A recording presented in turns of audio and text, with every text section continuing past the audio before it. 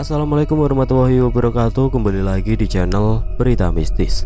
Untuk kisah kali ini masih melanjutkan dari kisah yang sebelumnya. Sebuah kisah yang berjudul Dendam Gadis yang Diperkosa. Sebuah kisah dari tulisannya Meira Sakila S. Dan sebelum kita lanjut ke ceritanya, tekan dulu tombol like video ini. Dan jangan lupa tekan juga tombol subscribe channel ini. Dan nyalakan juga lonceng notifikasinya agar tidak ketinggalan cerita-cerita lainnya dari channel ini. Dan buat teman-teman yang pengen membaca langsung ceritanya, nanti silakan saja kunjungi linknya yang nanti akan saya sertakan di kolom deskripsi. Dan seperti apa untuk kelanjutan dari kisah ini, langsung saja kita masuk ke ceritanya.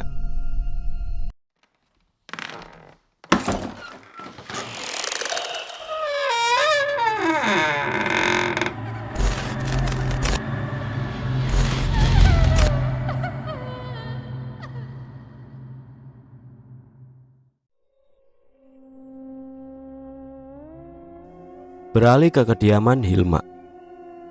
Gimana ini? Sudah siang begini, bahkan sudah mau sore, tapi Reta belum ada kabar juga. Tangisan Ibu Hilma tidak dapat terbendung lagi. Sabar Bu, mungkin Reta sedang ada kepentingan hingga tidak sempat untuk memberi kabar, ucap ayah Areta. Tapi perasaan ibu berkata lain. Perasaan ibu gak enak ya. Coba ayah cari lagi. Ayah harus cari kemana lagi Bu? Semua teman bahkan rekan kerja sudah ayah hubungi. Kecemasan sungguh terlihat oleh kedua orang tua yang kehilangan anaknya. Namun mereka sungguh tidak menyadari bahwa anak yang mereka harapkan kepulangannya tidak akan pernah kembali. Bu, lebih baik kita berdoa supaya Reta baik-baik saja. Dimanapun dia berada, semoga selalu dalam lindungannya, ucap Winda. Meski sebenarnya Winda pun sama khawatirnya, namun dia harus bisa menyembunyikan rasa itu pada orang tuanya. Iya Bu, Winda benar. Lebih baik sekarang kita ambil wudhu, lalu sholat ya, timbal ayah. Hilma pun hanya menurut saja. Dan Pak Bian membawa Hilma ke dalam kamarnya. Saat hendak mengambil wudhu, tiba-tiba saja Hilma mencium bau anyir dan bau bangkai yang sangat menyengat di dalam kamar mandinya. Dia pun berusaha mencari asal dari bau yang menguar. Tanpa Hilma sadari ada sosok yang memperhatikannya, lalu terdengar suara tangisan yang membuat Hilma tercengang. Tangisan siapa itu? Suaranya mirip Areta. Hilma pun menoleh tapi tidak ada siapapun di kamar mandi ini. Namun suara tangisan itu semakin terdengar nyaring dan menyayat hati. Bu, tolong aku, ucap sosok tidak kasat mata. Areta, itu kamu nak? Hilma yang celingak-celinguk mencari asal suara, tiba-tiba dikagetkan dengan suaminya yang datang hendak berwudu. Loh Bu, ngapain? Bapak manggil-manggil kok malah bengong, ucap Bian suami Hilma. Ini ya, tadi ibu dengar orang nangis, tapi gak tahu siapa. Namun dari suaranya seperti Areta ya, jelas Hilma pada suaminya. Bu, sudah Bu, ibu mungkin terlalu lelah. Lebih baik ibu istirahat ya. Ayah antar ke kamar. Hilma pun dibaringkan di atas ranjang hingga akhirnya terlelap. Belum lama Hilma tidur, namun telinganya terganggu kembali dengan suara tangisan yang didengar sebelumnya. Hilma pun membuka mata. Meski menahan kantuk yang berat, dia berusaha bangkit. Setelah matanya terbuka, tiba-tiba Hilma melihat Areta. Terlihat Areta yang sedang duduk di tepi ranjang, namun tidak mengeluarkan kata sepatah kata pun selain suara tangis yang semakin menyayat. Nak, kamu kemana aja? Ibu sudah mencari kamu kemana-mana. Apa kamu baik-baik saja? Tanya Hilma dengan raut wajah yang keheranan. Lagi hanya tangisan yang menjadi jawaban dari segala pertanyaan yang diberikan Hilma. Areta. Hilma pun menyentuh tangannya. Namun, kamu sakit sayang. Badanmu dingin sekali. Wajah kamu juga pucat, ucap Hilma yang tanpa satu pun pertanyaannya yang dijawab oleh sosok Areta. Sayang, kamu baik-baik saja kan? Areta sayang, kenapa kamu diam saja? Hilma semakin gelisah melihat anak kesayangannya yang sama sekali tidak berkata apa-apa. Hanya satu kata yang keluar dari mulut Areta. Tolong aku Bu, ucapnya parau dan lirih. Tolong? Tolong apa sayang? Katakan sama ibu, kamu minta tolong apa? Tanpa menjawab, sosok itu pun beranjak lalu berjalan menuju keluar kamar. Hilma hendak menghentikan dan terus memanggil, namun tidak dihiraukan. Areta, sayang, kamu mau kemana? Kamu minta tolong apa? Areta, sayang, Areta. Mata Hilma pun mengerjap. Namun saat sadar dirinya baru terbangun dari tidur, terlihat Bian suaminya sedang menepuk-nepuk pipinya. Bu, bangun bu. Ibu kenapa? Tanya Bian yang heran melihat Hilma merintih saat tertidur. Bian pun berusaha membantu Hilma bersandar pada dinding ranjang, lalu memberikan 1 gelas air putih. Ibu kenapa? Sini, ayo bantu. Ini minum bu, sambil menyodorkan 1 gelas air putih. Ibu mimpi ya, mimpi Reta pulang, namun wajahnya pucat dan saat ibu sentuh tangannya begitu dingin. Jelas Hilma dalam keadaan sedikit bergetar. Lalu Areta bilang minta tolong, timpalnya lagi. Bian pun mengernyit, tidak mengerti dengan apa yang Hilma ucapkan. Minta tolong apa bu? Ibu hanya mimpi, ini sudah lewat asar. Bu, lebih baik ibu sholat dulu, jawab Bian. Dari jam berapa ibu tidur ya? Dari sesudah zuhur. Lama sekali ibu tidur ya. Kenapa gak ayah bangunkan? Ibu belum masak buat Winda.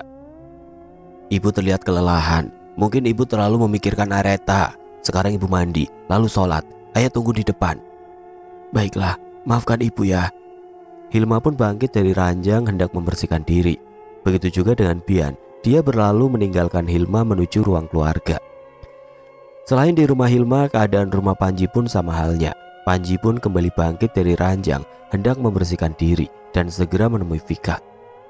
Namun sebelum dia menemui Vika, Panji teringat kembali akan keadaan Areta yang hingga kini masih belum memberikannya kabar. Kemana kamu Areta? Kenapa susah sekali kamu dihubungi? Maafkan aku karena sudah melakukan ini. Aku tahu aku salah, tapi keadaan memaksaku. Perasaannya kini terganggu dengan keadaan Areta, kekasih yang ia cintai, namun kekasih yang ia hianati pula. Untuk berkata jujur, ia tidak mampu kehilangan Areta. Untuk berbohong pun ia takut, karena bagaimanapun menyimpan bangkai pasti akan ketahuan juga. Panji yang kini berada dalam dilema, namun keadaan memastikan bahwa semua ini harus secepatnya berakhir. Dia tidak mau terlalu jauh menyakiti perasaan Areta. Kemana kamu Areta? Oh ya, kenapa Tante Hilma dan Om Bian kemari? Apakah mereka mengetahui tentang pertunanganku dengan Alin? Bisiknya lagi. Sungguh keadaan yang membuat kepalaku pusing. Akhirnya Panji pun beranjak, hendak menemui Vika. Namun ternyata Vika masih berada dalam kamarnya. Dan hanya ada Isma yang sedang menonton TV. Mbak Vika kemana? Tumben belum kelihatan, tanya Panji pada Isma. Dia masih bersiap-siap, kan nanti malam ada acara di kantor. Acara apa lagi sih mbak? Tumben. Entah, katanya ada proyek batik yang akan ikut serta join ke kantor kita. Wah, beneran mbak? Berarti akan menambah cabang baru lagi dong? Iya, namun kediamannya ini berada di desa terpencil. Bahkan nanti saat kita akan ke sana, kita akan melewati jalanan curam. Wah, asik dong mbak. Soal jalanan kan kita bisa lebih berhati-hati. Namun soal proyek aku akan semangat ini, kekeh Panji dalam kegirangan. Oh ya, lalu hubungan kamu sama Areta bagaimana? Tanya Isma yang tiba-tiba. Dia anak yang baik loh. Mbak lebih suka Areta dibanding Alinda. Dia ramah, baik, sopan dan selalu berkata lemah lembut. Tidak seperti Alinda yang kelihatannya aja songong begitu, pungkas Isma, yang membuat Panji merasa lebih bersalah lagi. Apakah Panji akan melanjutkan hubungannya dengan Alinda ataukah akan mencari tahu keadaan Areta yang saat ini sedang Panji pikirkan? Isma memang orang yang paling dekat dengan Areta ketimbang Vika.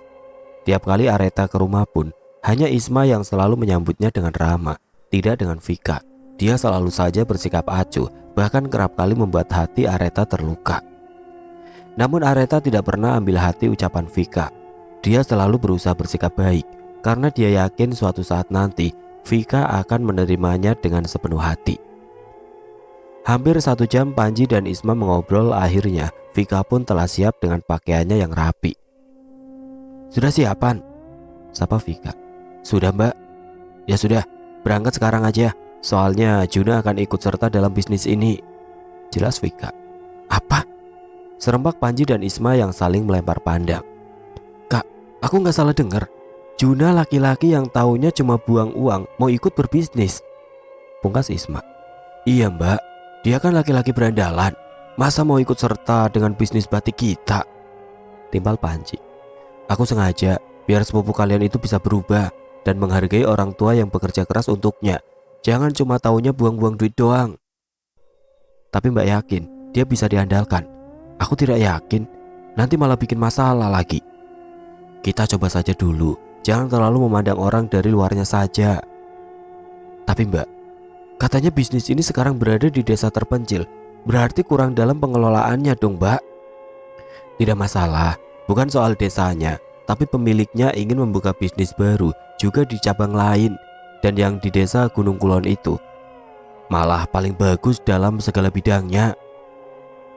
Karena orang-orang di sana mengutamakan batik dalam segala kegiatan, tidak seperti kota, hanya dari keperluan dan acara tertentu saja. Lalu bagaimana kita dalam mengawasi setiap pekerja, Kak? Tanya Isma. Di sana katanya ada villa yang bisa kita tempati. Namun sebelum kita tempati, harus menyuruh orang untuk membersihkan karena sudah lama dikosongkan. Jawab Vika santai. Villa? Oke lah kalau begitu, aku sih ikut aja. Ya nggak Mbak? Ucap Panji sambil melirik Isma. Oke lah. Setelah selesai mengobrol, akhirnya Panji dan Vika pun berangkat ke kantor. Namun tiba-tiba ponselnya berdering. Pikirnya Areta yang menghubungi, ternyata bukan. Iya Lin, ada apa? Tanyanya sesaat sambungan telepon terhubung. Kamu di mana Mas? Ucapnya di seberang sana. Aku lagi mau ke kantor, soalnya ada acara. Acara apa? Tumben. Katanya ada bisnis batik baru yang akan aku dan Mbak Vika kelola. Ada yang akan menjual proyek batik lagi di desa Gunung Kulon. Jadi aku harus meeting malam ini. Jelasnya panjang lebar. Oh, baiklah. Besok kamu sibuk gak Mas? Belum tahu. Kenapa? Anterin aku ke prewedding ya. Aku mau acara nanti yang paling indah. Kalau aku tidak sibuk, tapi kalau sibuk lain kali aja ya. Ya udah deh. Sambungan telepon terputus. Siapa? Alinda? Tanya Vika. Iya Mbak. Ada apa?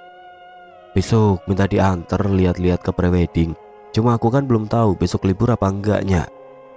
Ya sudah, kalau mau antar besok biar Mbak yang handle. Oke. Cerita dari sudut pandang Alinda. Sungguh aku tidak percaya bahwa sekarang Panji adalah calon suamiku. Nanti malam adalah acara pertunangan serta lamaran Panji. Ya, aku Alinda Carolina Hendarto. Aku adalah anak tunggal papa dan mama. Aku juga sahabat baik dari kekasih dan calon suamiku. Pacar sahabatku. Ya, benar sekali. Panji adalah pacar Areta sahabatku.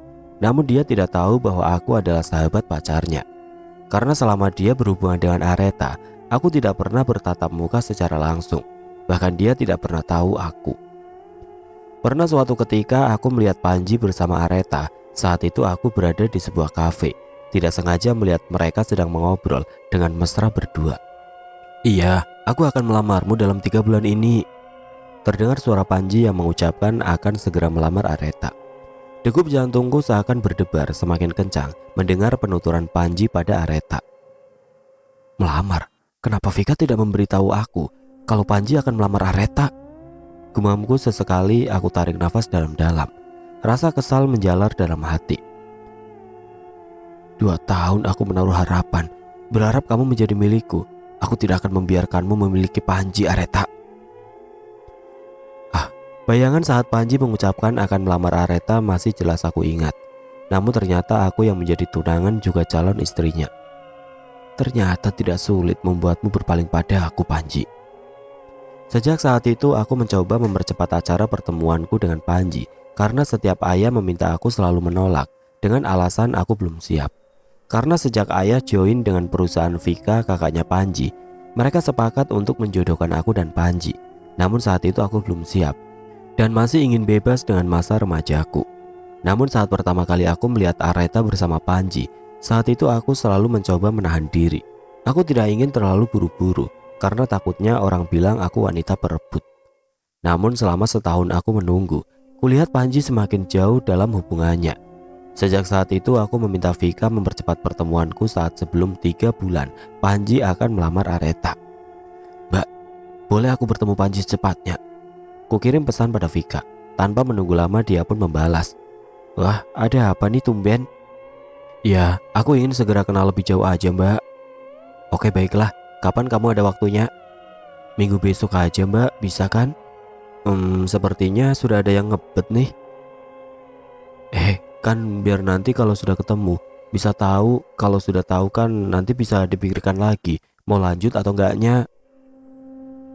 Lagian sepertinya aku juga sudah bosan melajang. Pesan beruntun aku kirim pada Vika. Oh oke kalau gitu, sampai ketemu Alin. Oke mbak. Pesan pun aku akhiri. Hingga malam minggu pun kami sudah berjanji akan bertemu di kafe biasa. Dan aku pikir Panji akan menolak perjodohan kami.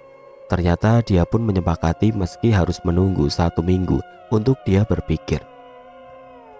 Baiklah, namun berikan aku waktu 1 minggu untuk berpikir. Ucapnya serasa menatap tajam manik mata Vika. Baiklah, mbak tunggu jawabanmu minggu depan. Kalau kamu setuju dalam waktu 3 bulan, kamu akan melamar dan bertunangan dengan Alinda. Ucap Vika dengan bangganya. Baiklah. Semua pun setuju, hingga akhirnya waktu yang akan kami adakan sudah di depan mata. Aku pikir mungkin Panji sudah menyudahi hubungannya dengan Areta, karena Areta pun mungkin sudah bahagia bersama Arjuna. Tepat di malam pertunanganku dan Panji, di sanalah Juna pun berencana akan menyatakan cintanya pada Areta. Sudah 2 tahun Juna menunggu saat yang dia tunggu. Mungkin malam itu Areta langsung menerima Juna sebagai pengganti Panji di hatinya. Juna adalah temanku. Sebenarnya ini sudah dari awal kami berencana dan aku rasa ini akan berhasil. Alin, Alin. Suara mama membuyarkan lamunanku, membuatku tersentak karena mengingat masa yang membuatku mungkin bisa terbilang jahat karena sudah merebut pacar sahabatku sendiri. Iya ma, bentar. Ucapku lalu beranjak membuka pintu. Ada apa sih ma, kok teriak-teriak? Aku gak tuli loh. Ujarku menatap mama dengan wajah dan rambut acak-acakan. Itu loh Juna, katanya mau bertemu. Ucap mama, membuat aku menaikkan alis. Loh, ada apa? Tumben itu si opa Korea datang. Tanyaku yang keheranan. Katanya ada perlu, sudah temuin dulu sana, kasihan nungguin. Oke, tunggu bentar, Alin mau ambil handphone dulu. Aku pun kembali ke dalam mengambil HP, lalu melangkah kembali untuk menemui Juna. Entah ada apa dia kesini. Tidak biasanya, kalaupun dia kesini pasti ada yang penting. Ada apa tumben?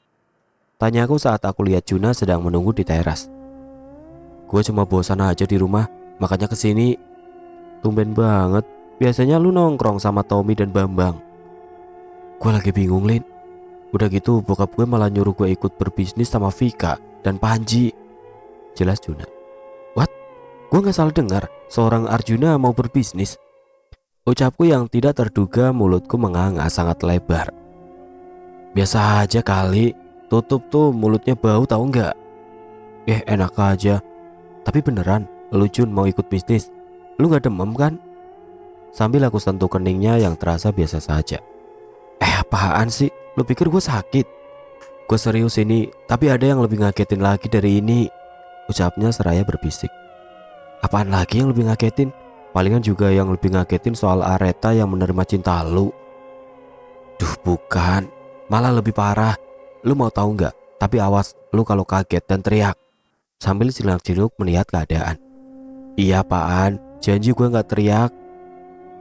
Areta mati. Ucapnya yang pelan namun masih terdengar jelas. What? Mati? Sudah ku bilang jangan teriak, nanti tante dengar. Gimana ceritanya? Kok bisa dia mati? Gua gak mau ikut-ikutan andil dalam masa lalu ya. Ucapku yang masih percaya tidak percaya. Lalu Juna pun menceritakan semua kejadian di malam saat dia menculik Areta. Malam dimana saat aku dan Panji melaksanakan pertunangan. Aku memang merencanakan ini semua sejak tahu Panji akan melamar Areta. Namun bukan berarti untuk mengakhiri hidupnya. Juna terlihat gelisah. Mungkin takut perbuatannya ketahuan. Namun aku masih tidak percaya Juna bisa berbuat nekat seperti itu. Entah dia bercanda atau serius, namun apakah Panji sudah tahu atau belum? Kalau Areta mati, bagaimana dengan keluarganya? Mereka akan mencari tahu kemana Areta pergi. Tidak berselang lama, Juna pun berpamitan untuk segera menemui Panji dan Vika. Aku tadi sempat berpikir bahwa Panji akan menemui Areta besok, saat hendak ku ajak prewedding. Namun sepertinya Panji beneran sedang berada dalam kesibukan bisnis barunya. Gua pamit Lin, mau ketemu Panji dan Vika di kantor, ucapnya sambil melenggang meninggalkanku yang masih membeku. Akhirnya Juna pun berlalu. Aku pun hendak kembali ke dalam, namun belum sempat aku berdiri, Mama menghampiriku. Bagaimana prewedding besok Lin? Tanya Mama. Belum tahu mah, Panji sepertinya sibuk dengan bisnis yang baru. Mungkin nanti aja, menunggu dia ada waktu dulu. Baguslah kalau begitu. Mama masuk dulu ya. What? Hanya itu doang yang ditanyakan? Aku pun bangkit, ingin merebahkan tubuh yang terasa berat. Aku pun melangkah dan kembali ke kamar. Seminggu sudah berlalu, namun Areta masih belum juga kembali. Bahkan sudah kemana-mana mereka semua mencari, namun tidak ada titik terang yang menunjukkan keberadaan Areta. Begitupun Panji masih terus berusaha menghubunginya hingga berniat mendatangi rumah orang tuanya untuk menanyakan keadaan Areta. Saat Hilma dan Bian sedang mengobrol, terdengar suara deru mesin masuk ke pekarangan rumah mereka. Namun mereka sudah hafal dengan mobil yang terparkir di depan rumahnya. Tante, Om, apa kabar? Sapa Panji dengan bersalaman pada kedua orang tua yang berada di depan matanya. Baik nak Panji, silakan duduk, Tita Bian pada Panji. Terima kasih Om, Tante. Loh, nak Panji sendirian? Mana Areta? Ucap Bian yang membuat Panji mengernyitkan dahi. Areta? Loh, bukannya Areta di rumah? Saya kesini hendak menanyakan kabarnya karena sudah seminggu ini Areta tidak bisa saya hubungi. Saya khawatir, makanya saya kesini Om, Tante. Jelasnya yang membuat Bian dan Hilma saling pandang. Loh, saya pikir Areta ikut bersama kamu karena tepat pada malam Senin saya pulang larut malam dan mengetahui Areta tidak di rumah. Winda bilang ada teman nak Panji menjemputnya, namun Winda bilang tidak mengenal mereka. Selama 2 hari saya mencari Areta, namun karena saya tahu Areta dijemput oleh teman kamu, maka saya pikir kalian sedang berada keperluan sehingga tidak sempat memberi kami kabar. Jelas Bian panjang kali lebar sehingga membuat semuanya semakin khawatir dengan keadaan Areta. Tepat malam Senin, Panji mengerti bahwa malam itu adalah malam di mana dia melamar seorang perempuan yang baru dia cintai selama 3 bulan terakhir ini. Namun untuk menjemput, dia tidak pernah menyuruh siapapun menjemputnya. Tepat pukul 9:30 malam, ada 3 orang laki-laki yang menjemputnya dan mereka bilang bahwa mereka kamu yang menyuruh karena ingin memberi kejutan. Ucap Winda yang tiba-tiba datang sehingga membuat Panji keheranan. Aku tahu karena sebelum Areta pergi, aku sempat mendengarkan pembicaraan mereka. Aku pun melarangnya untuk pergi, namun karena dia tahu mereka kamu yang menyuruh, sehingga kekhawatiranku tidak dia hiraukan. Timbalnya lagi. Suasana menjadi hening. Mereka yang saling bertatap muka dan saling melirik merasa ada yang tidak beres dengan hilangnya Areta. Baiklah Om, Tante, saya akan berusaha mencari Areta. Mohon maaf, akhir-akhir ini saya tidak bisa berkunjung karena sibuk dengan pekerjaan, hingga saya baru bisa menyempatkan waktu ke sini. Ucapnya yang terlihat masih gelisah dengan kabar yang tidak terduga yang diketahui hari ini. Panji pun akhirnya kembali meninggalkan kediaman Areta. Namun meski begitu, pikirannya masih kacau dengan kabar yang dia dapati. Begitu juga dengan Hilma dan Bian. Mereka semakin khawatir setelah kepergian Panji. Juga Winda yang semakin bertanya dengan 3 laki-laki yang datang ke rumahnya, yang membuat kekacauan karena hilangnya Areta karena kedatangan mereka. Ya, Ibu semakin khawatir. Bagaimana keadaan Areta? Di mana dia sekarang? Kalau tidak bersama Panji, lalu kemana dia ya? Ucap Hilma yang terlihat gelisah dan semakin khawatir. Tanpa diduga, Hilma pun menitiskan bulir bening di kedua pipinya. Kita coba cari lagi ya Bu. Kita laporkan ini kepada polisi. Ayah yakin Areta baik-baik saja, ujar Bian seraya menenangkan Hilma. Bian berusaha tetap kuat dan tegar di depan anak dan istrinya, meski sebenarnya dia pun sangat gelisah dan khawatir. Ini seperti sudah direncanakan. Apa mungkin ini penculikan? Tapi apa hubungannya mereka sehingga menculik Reta ya? Pungkas Winda. Apa Reta memiliki musuh? Atau pesaing dalam perusahaannya Win? Atau ada yang tidak suka dengannya? Tanya ayah. Tidak ada. Semua baik-baik saja. Bahkan semua lancar-lancar aja. Apa ada musuh dalam selimut? Tapi siapa? Ujar Winda seraya berpikir keras dengan apa yang terjadi pada adiknya Areta. Winda akan cari tahu ya. Winda akan mengusut kejadian ini. Kalau sampai terjadi apa-apa sama Areta, aku akan membalas mereka semua. Ucapnya lalu bangkit dan meninggalkan kedua orang tuanya yang masih bingung dengan apa yang terjadi. Begitupun dengan Hilma dan Bian, rasa khawatir kian mendera. Sejak kepergian Areta, rumah terasa sepi. Meski ada Winda, namun Winda jauh berbeda. Dia yang tidak banyak bicara apalagi bercanda, tidak seperti Areta yang akan selalu membuat rumah seakan ramai karena kecerewetan dan keramahan pada orang-orang yang berada di sekitarnya. Ibu harap Areta baik-baik saja ya. Ibu takut juga khawatir dengan keadaannya, ujar Hilma seraya terisak dalam dekapan Bian. Berdoa yang terbaik untuk anak kita ya Bu. Semoga dia selalu berada dalam lindungannya. Amin ya, mudah-mudahan. Hilma dan Bian pun akhirnya beranjak masuk ke dalam rumah untuk sekedar mengistirahatkan hati dan pikiran yang telah penuh dengan beban. Kemana kamu Reta? Siapa yang menjemputmu? Aku sama sekali tidak menyuruh orang untuk menjemputmu, ucap Panji yang gelisah. Harus aku cari kemana lagi kamu Reta? Sejak kepulangannya dari rumah Hilma, Panji terus mencari Areta, mengunjungi setiap teman yang Panji ketahui. Bahkan tempat kerja dan kerabat sudah didatangi, namun Areta sama sekali tidak ada kabar di sana. Hingga foto Areta bersama dirinya dia perlihatkan pada orang yang dia temui. Barangkali mereka pernah melihat Areta. Waktu sudah menunjukkan menjelang sore, namun sedikit pun belum mendapatkan sinar terang. Keadaan semakin kacau, membuat Panji merasakan rasa bersalah lebih dalam. Maafkan aku Reta, maafkan aku sayang. Lirihnya, tanpa diduga kelopak matanya menghangat, bulir bening luruh melintas di pipinya.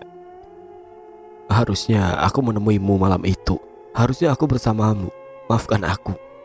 Tangis dan penyesalan pun kian mendera, namun menyesal pun kini tiada guna.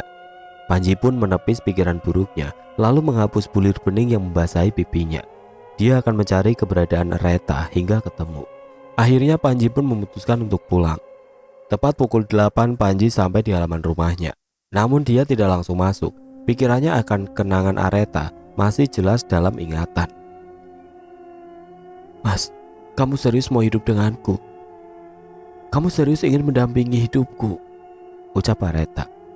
Iya, memangnya kenapa? Aku serius lebih dari serius, ingin membahagiakan kamu. Jika suatu saat nanti aku pergi, apa yang akan kamu lakukan? Shh, jangan pernah berkata seperti itu. Aku tidak akan sanggup kehilangan kamu. Aku tidak bisa jika itu terjadi. Jangan pernah pergi dan meninggalkan aku ya mas. Ini semua salahku. Ini salahku Areta, ucap Panji yang memukul pintu mobil dan menggusar rambutnya dengan kasar. Kenangan demi kenangan terlintas di benak Panji, di mana mereka begitu bahagia dan saling memadu kasih. Namun kini entah semua akan kembali atau akan berakhir. Panji, suara seseorang yang membuat Panji tersentak. Hingga dengan cepat Panji menghapus air matanya dengan kasar. Ngapain kamu di sana? Bukannya masuk, ini sudah malam, nanti kamu masuk angin, ujar Isma kakak Panji. Iya mbak, sebentar lagi. Kamu kenapa? Apa ada masalah? Tidak ada mbak, aku hanya cari angin saja. Kamu itu tidak terbiasa berbohong. Mbak tahu kalau kamu ada masalah. Tanpa diduga Panji pun memeluk Isma. Ia tumpahkan kesedihan pada kakaknya. Kenapa? Cerita sama mbak, ucap Isma sambil mengusap punggung Panji. Areta mbak, Areta, ucapnya lirih di tengah isak tangis. Areta, kenapa? Apa dia tahu semuanya? Areta hilang mbak. Tepat di malam pertunangan aku dengan Alin, ada 3 orang yang menjemputnya, mengatasnamakan aku yang menyuruh mereka mbak. Sungguh mbak, aku tidak menyuruh siapapun untuk menjemputnya. Namun sampai saat ini Areta belum kembali. Apa? Belum kembali?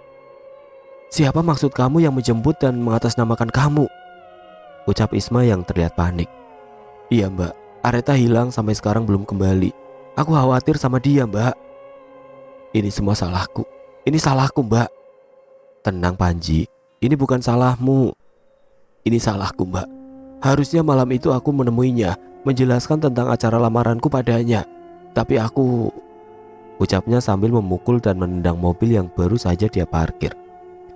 Ini bukan salahmu, kamu tenang, kita akan cari dia, Mbak akan bantu kamu, ucap Isma seraya mencoba membuat Panji tenang. Isma pun membawa Panji masuk ke dalam, memberikannya minum, lalu membawanya ke kamar supaya beristirahat. Tenang, beristirahatlah, besok kita cari sama-sama. Pagi pun tiba, tanpa Isma dan Panji memberitahu Vika, mereka pergi bersama untuk mencari Areta. Berjam-jam mereka mengelilingi kota, berharap usahanya tidak sia-sia. Namun hingga matahari di atas kepala pun belum terlihat tanda adanya Areta. Namun saat bertemu di persimpangan, mereka tidak sengaja melihat Hilma dan Bian. Mereka pun menghampirinya. Om, Tante. Nak Panji, kamu di sini? Tanya Bian terlihat wajah Hilma yang sembab.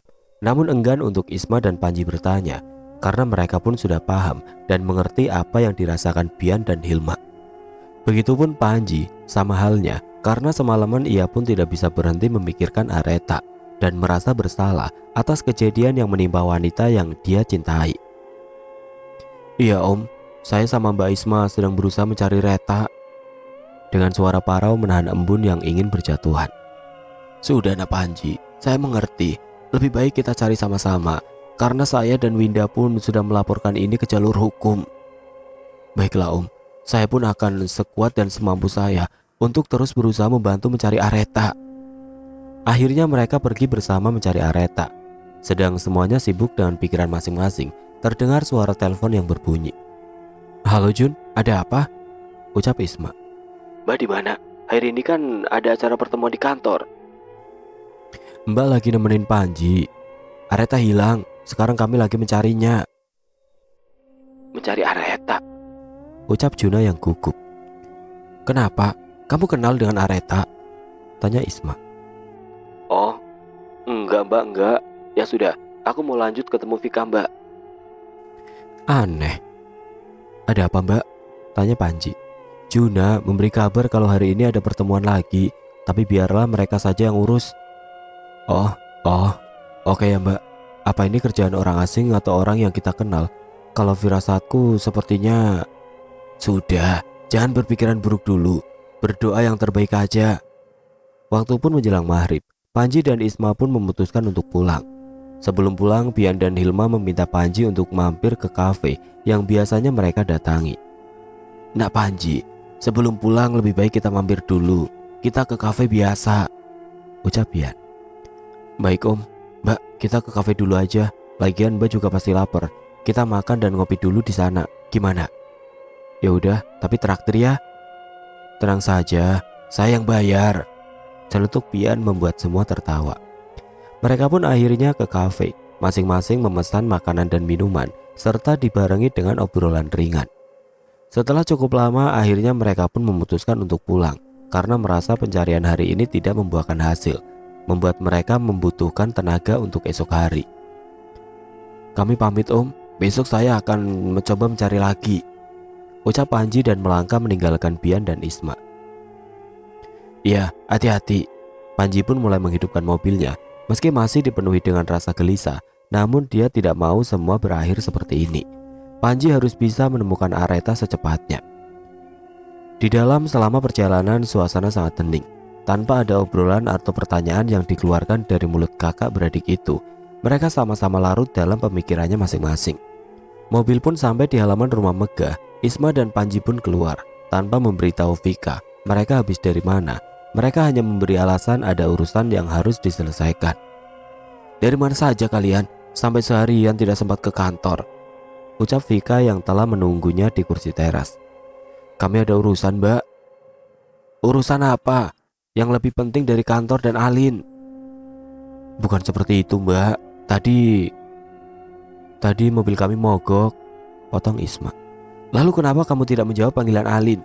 Apa tidak sempat memberi kabar atau membalas chat saja? Ujar Vika seraya menatap heran pada kedua adiknya. Ya, Panji tidak sama sekali berniat mengangkat telepon Vika dan Alin.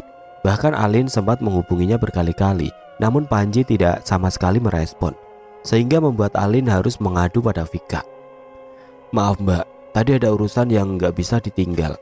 Biar nanti aku hubungi Alin, ucap Panji seraya berlalu meninggalkan Vika dan Isma. Memang di antara Vika dan Isma, Vika lah yang paling keras kepala. Bahkan kerap kali Isma dan Vika berbeda pendapat. Namun karena Vika lebih berkuasa, semuanya hanya mengalah akan keputusan Vika. Setelah bertunangan pun, apa kamu masih ingin berurusan dengan gadis itu? Ucap Vika yang membuat langkah Panji terhenti. Kamu sudah akan menikah dengan Alin. Harusnya kamu itu pikirkan masa depanmu, bukan masih memikirkan gadis itu, ujarnya lagi, sehingga membuat Panji pun akhirnya turut bicara. Tolong mbak, jangan menambah masalahku lagi. Areta masih kekasihku, masih menjadi wanita yang aku cintai. Tolong mbak pahami ini, meski aku sudah memilih Alin dan melamarnya, bukan berarti aku akan bisa melepaskan Areta mbak. Bahkan aku salah besar telah berpaling pada Alin. Aku menyesal mbak, ucapnya lirih. Panji, cukup. Ini sudah keputusan dan kamu sudah melamar Alinda. Jangan sampai kamu mengecewakan mbak hanya demi perempuan itu. Kenapa sih mbak? Kamu tidak bisakah mengerti perasaan dan hatiku mbak? Aku mohon mengertilah. Sudahlah Panji, mbak tidak mau kamu beralasan apapun. Mbak mau kamu Ucapan Vika pun terpotong Isma yang sengaja angkat bicara. Tidak perlu memaksakan kehendak mbak. Lebih baik sekarang kita pikirkan bagaimana keadaan Areta. Dia menghilang sudah seminggu lebih. Tepat di malam pertunangan Panji, ada orang yang menjemputnya dan mengatakan bahwa Panjilah yang menyuruhnya. Ujar Isma menjelaskan apa yang sedang terjadi. Menghilang? Apa kamu yakin dia menghilang selama seminggu tidak kembali? Apa masih percaya dia menghilang? Aku sih tidak sama sekali. Bahkan mungkin dia bersama laki-laki lain. Cukup mbak, aku sudah muak dengan ucapan mbak. Aku kecewa sama mbak, sangat kecewa. Panji pun berlalu meninggalkan Vika dan Isma. Panggilan Vika yang berkali-kali pun tidak digubrisnya. Panji, berani kamu sama mbak Panji? Terdengar Panji yang sangat kesal sehingga membanting pintu kamar begitu keras, membuat Vika semakin kesal dan geram. Terlihat Juna yang tegang. Setelah mendengar kabar Panji dan Isma sedang mencari keberadaan Areta, apakah perbuatannya akan diketahui atau bahkan semua akan baik-baik saja. Juna sangat takut dan khawatir bahwa kejahatannya akan diketemukan polisi. Setelah Juna selesai berurusan dengan Vika dan bisnisnya, Juna pun kembali mencoba mencari suasana yang tidak membuatnya semakin tegang. Dalam keadaannya yang kacau, Juna berniat pergi menemui kedua temannya Tommy dan Bambang. Namun saat berada di lampu merah, Juna dikejutkan dengan sosok yang dia kenal. Areta, gumamnya lalu menutup mata seraya berbisik. Ini pasti halusinasi. Ini pasti karena gue kecapean. Tenang Juna, tenang. Areta nggak ada. Dia nggak ada di sini. Yang di depan sana pasti orang lain. Perlahan Juna membuka mata, namun saat matanya terbuka, pergi kau setan, pergi. Kamu sudah mati. Kamu sudah mati. Teriak Juna. Namun teriakannya seakan tidak ada seorang pun yang bisa mendengar. Pembunuh. Tidak, aku bukan pembunuh. Pergi. Pembunuh. Tidak, aku bukan pembunuh. Teriakan Juna yang semakin kencang. Apa Anda sudah gila teriak-teriak seperti itu? Tolong cepat jalankan mobilnya. Lampu sudah berubah hijau. Kami semua sudah menunggu kamu terlalu lama. Tiba-tiba seseorang sopir datang menghampiri karena mendengar teriakan Juna. Setan, ucap Juna dalam teriaknya. Kau sudah gila beneran? Setan, terlalu banyak nonton horor ya? Saya ini manusia. Juna pun membuka mata dengan mata melirik sekeliling. Namun sosok yang menyeramkan yang dia pikir hantu ternyata sudah tidak ada. Maaf pak, maaf. Cepat jalankan mobilnya. Lihat, gara-gara kamu jalanan macet. Kamu mau ada kecelakaan, Maaf, baik, saya akan segera jalan. Juna pun menghidupkan kembali mobilnya, lalu meninggalkan tempat yang membuatnya ketakutan. Selama perjalanan, Juna hanya fokus dalam jalanan. Pikirannya melayang mengingat kejadian di mana dia menghabisi wanita yang dia cintai selama ini. Maafkan aku, Reta, maafkan. Aku hilaf, aku terlalu bodoh saat itu. Apa perbuatanmu pantas untuk dimaafkan?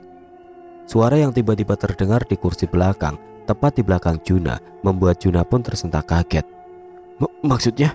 Juna pun menoleh. Betapa syoknya dia saat matanya yang bersitatap dengan sosok yang sangat mengerikan. Wajahnya yang hancur dan mulut yang robek sangat membuat Juna ketakutan. Setan! Kenapa kau takut denganku? Bukankah kau mencintaiku, Juna? Bahkan kau ingin memilikiku, bukan? Maka sekarang ikutlah denganku. Aku mohon, maafkan aku. Lirinya dengan bibir yang bergetar. Aku akan menerima permohonanmu dengan syarat kau ikut denganku. Tidak, aku mohon, pergilah. Pembunuh, kamu mohon terhadapku. Kau yang membuatku menjadi seperti ini, namun kau pula yang takut. Kamu tenang saja. Aku tidak akan membunuhmu. Aku ingin kau merasakan penderitaan sebelum kau mati. Ujarnya seraya mencengkram leher Juna, sehingga membuatnya tidak bisa mengontrol mobil yang dia bawa. Brak! Mobil pun menabrak sebuah pohon dengan sangat kencang, sehingga membuat mobil yang dia tumpangi rusak berat dan membuatnya tidak sadarkan diri. Para warga pun berbondong-bondong melihat kejadian yang mengerikan. Polisi setempat pun langsung sigap memeriksa keadaan korban. Gimana Pak? Apa dia selamat? Tanya seorang warga pada polisi. Dia masih hidup. Bersyukur dia masih diselamatkan. Lebih baik sekarang hubungi ambulan dan keluarganya. Jelas polisi pada salah satu warga lalu meminta untuk menghubungi keluarga Arjuna. Baik Pak. Warga pun menghubungi pihak keluarga dan ambulan. Tidak lama ambulan pun datang dan langsung membawa Juna ke rumah sakit sekitar. Apa sudah ada pihak keluarga yang sudah dihubungi Pak? Tanya pihak polisi. Belum Pak, belum ada yang bisa kami hubungi. Baiklah, biar nanti pihak rumah sakit yang menghubungi keluarganya. Terima kasih banyak, saya permisi. Iya Pak, sama-sama. Polisi pun berlalu meninggalkan tempat kecelakaan dan langsung mengantar mobil ambulan ke rumah sakit supaya diberikan penanganan secepat mungkin. Setelah sampai, Juna pun langsung diberikan penanganan karena banyaknya darah yang terbuang membuat kondisinya semakin lemah. Ditambah kaki kanan dan tangan kanan yang patah mengharuskan dokter memberikan penanganan terbaik. Hingga pagi tiba, belum juga ada pihak keluarga yang datang untuk melihat kondisi Juna. Perawat masih dengan antusias melihat keadaan Juna meski belum sadarkan diri. Sus, apa belum ada pihak keluarga yang datang? Ucap dokter yang baru saja masuk ruangan. Belum Dok, nomor yang dihubungi tidak menjawab. Bahkan menghubungi nomor yang lainnya pun tidak ada jawaban sama sekali. Jelas perawat, namun dokter mengernyitkan dahi. Apa sudah dikirim pesan singkat?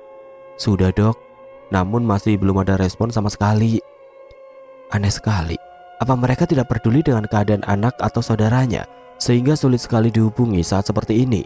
Ujar dokter yang semakin terlihat kebingungan.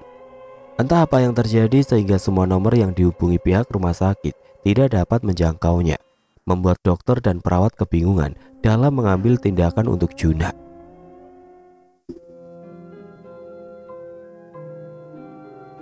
Oke teman-teman, sampai di sini dulu ceritanya. Nantikan kelanjutan kisah ini di video berikutnya. Agar tidak ketinggalan, klik tombol subscribe channel ini dan nyalakan lonceng notifikasinya. Wassalamualaikum warahmatullahi wabarakatuh.